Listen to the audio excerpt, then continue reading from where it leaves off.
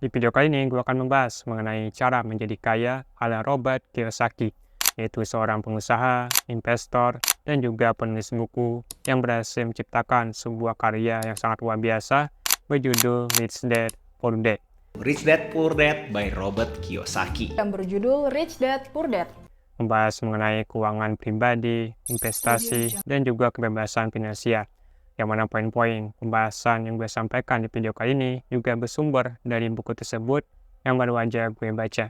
Hello, this is Robert Kiyosaki, and we're here for another exciting and important and financial education, money for millennials or millennials and their money. Langkah pertama agar kita bisa menjadi kaya menurut Mamang Kiyosaki adalah dengan bisa membedakan antara mana yang termasuk dengan aset dan mana yang termasuk ke dalam liabilitas. Nah, apa perbedaan antara aset dan liabilitas? Secara sederhananya, aset adalah sesuatu yang bisa memasukkan uang ke dalam kantong kita, sedangkan liabilitas adalah sesuatu yang mengeluarkan uang dari kantong kita. Misalnya nih, kalian memiliki sebuah rumah yang sangat besar, cukup luas, dan mewah. Nah, apakah kalian akan menganggap rumah itu sebagai aset atau liabilitas? Kalau menurut Mamang Kiyosaki, rumah mewah tersebut adalah liabilitas. Kenapa begitu? Karena ketika kita memiliki rumah tersebut, maka kita juga harus memberikan pengeluaran yang berlebih, mulai dari perawatan rumah tersebut, kemudian renovasi rumah tersebut, kemudian pajak bangunannya yang mungkin sangat tinggi, kemudian kita juga harus bayar listrik, dan kebutuhan rumah tangga lainnya. Kita baru bisa mendapatkan duit dari rumah tersebut kalau kita berhasil menjualnya dan melepaskan kepemilikan kita kepada rumah itu.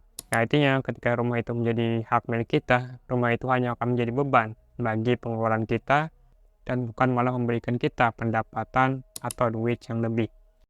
Nah, hal ini kan sangat bertentangan itu dengan prinsip aset. Di mana aset sendiri adalah sesuatu yang kalau kita pegang atau simpan, itu justru akan menghasilkan duit yang banyak untuk kita dan bukan justru mengurangi pendapatan kita. Nah, lalu gimana dong contoh aset itu?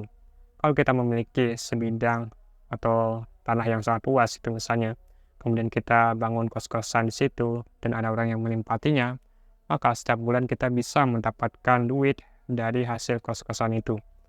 Atau kalau contoh lainnya, selain kos-kosan, misalnya kita bangun ruko, kemudian kita sewakan, atau malah kita bikin bisnis sendiri gitu.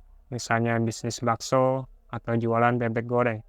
Maka setiap ada orang yang beli ke tempat kita tersebut, maka kita juga akan mendapatkan penghasilan atau pendapatan dari sana.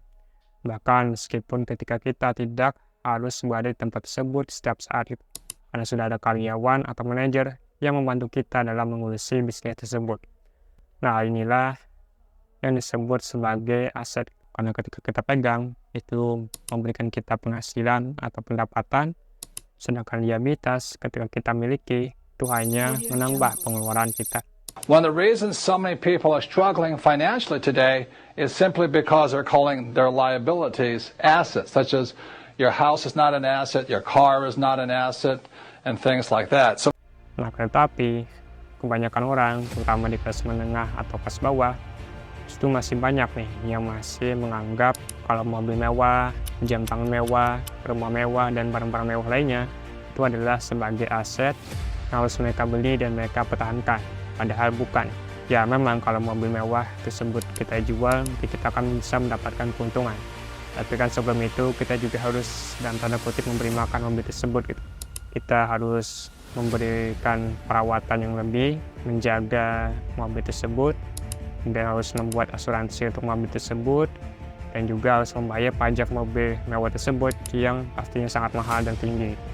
Dan kita baru bisa mendapatkan duit ketika kita melepas atau menjual mobil mewah tersebut. Yang mana artinya kan ketika mobil itu berada di rumah kita, mobil itu justru cuma akan menjadi beban bagi pengeluaran kita dan bukan malah memberikan kita pendapatan atau uang yang lebih.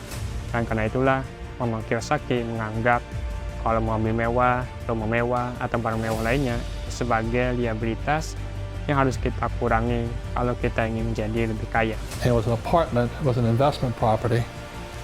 I didn't live in it, I rented it out, and it put money in my pocket. So very simple, the definition of asset and liability is not the house or this, It's cash flow. Where is the cash flowing? Nah, setelah kalian berhasil membedakan antara mana yang termasuk ke dalam aset dan mana yang termasuk ke dalam liabilitas, maka langkah selanjutnya yang disarankan oleh Mamang Kiyosaki adalah dengan berfokus dalam menambah kolom aset atau pendapatan kita dan berusaha mengurangi jumlah liabilitas atau pengeluaran kita. Dan kalau diibaratkan sebagai diagram bar nih, misalnya pendapatan kita itu 100% gitu, maka kalau bisa pengeluaran kita itu ya minimal 60-70%, dan kalau bisa mungkin di bawah 50% akan lebih bagus lagi. Nah, sisa dari pendapatan kita yang tidak kita gunakan ini dapat kita manfaatkan untuk menambah kolom aset agar kita bisa mendapatkan duit yang lebih banyak lagi di masa yang akan datang. Jadi kalau misalkan kalian memiliki gaji 5 juta, kemudian pengeluaran kalian juga 5 juta untuk memenuhi kebutuhan kalian sehari-hari, yang artinya gaji kalian habis hanya untuk memenuhi kebutuhan hidup, kemudian kalian memutuskan untuk mencari pekerjaan yang lebih layak dengan gaji 10 juta misalnya, maka jangan sampai pengeluaran kalian juga ikut naik gitu. Ya kalau naik dikit mungkin masih boleh lah, 6 juta itu misalnya. Tapi jangan sampai ketika pendapatan kalian naik, pengeluaran kalian juga ikut meningkat. Apalagi kalau gaji kalian habis lagi hanya untuk memenuhi kebutuhan hidup kalian yang sebenarnya bisa lebih murah lagi. Karena kalau hal tersebut kalian terus lakukan, maka kalian hanya akan terus bekerja keras panjang hidup kalian, kalian akan menuntut gaji yang lebih tinggi, dan kalian tidak akan pernah bisa mencapai kebebasan finansial yang kalian inginkan. Tapi kan gue juga pengen beli PC, PS, jam Rolex, Supra, mobil mewah, rumah baru, maka tepat di sanalah alasan kenapa kalian tidak bisa menjadi orang kaya. Kenapa begitu? Ya karena apa yang membedakan antara orang kaya dan orang miskin adalah tentang bagaimana cara mereka mengelola keuangan mereka, bagaimana cara mereka menggunakan duit mereka.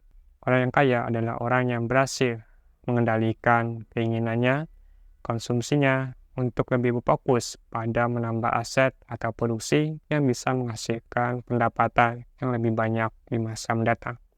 Jadi kalau kalian ingin menjadi orang kaya, maka kurangilah pengeluaran kalian, kemudian fokus membangun dan menambah aset yang kalian miliki.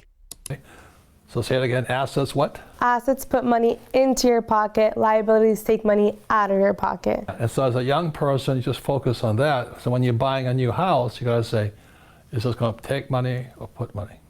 You buy an apartment house, is it gonna take money or put money? That's it. It's cash flow. Six most important words for financial intelligence and IQ is income, expense, asset, liability, but it's really cash flow.